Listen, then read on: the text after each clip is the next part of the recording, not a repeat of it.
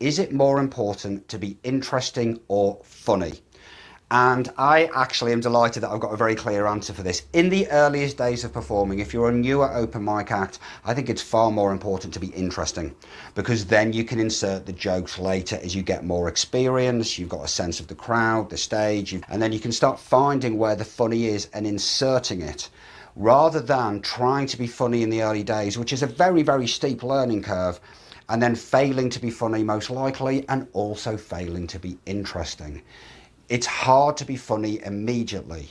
It's relatively easy to be interesting quickly, because you tell the audience something that they don't know. It could be something fascinating about you and yourself. It could be just a curious piece of trivia.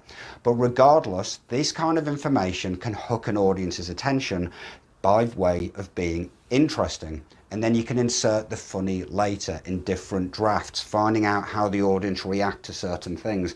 An audience isn't particularly going to resent an act that's made them interested and captivated them for 5 minutes, but in reality didn't actually elicit very many laughs.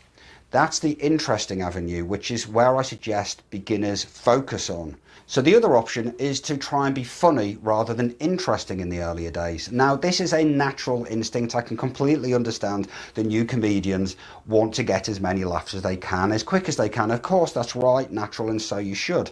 But it's hard to make an audience laugh. Very few acts I've seen over 500 acts do their first ever gig in front of me.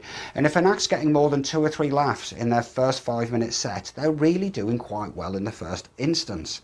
As you develop, there will be a blend of being interesting with jokes built on top. And when you get to a highly advanced stage, paid gigs and professional gigs, then they will inherently come together. I've never seen an audience be upset or annoyed in any way that an act entertained them for 5 minutes, but it wasn't necessarily with the funny stuff, it was just fascinating stuff.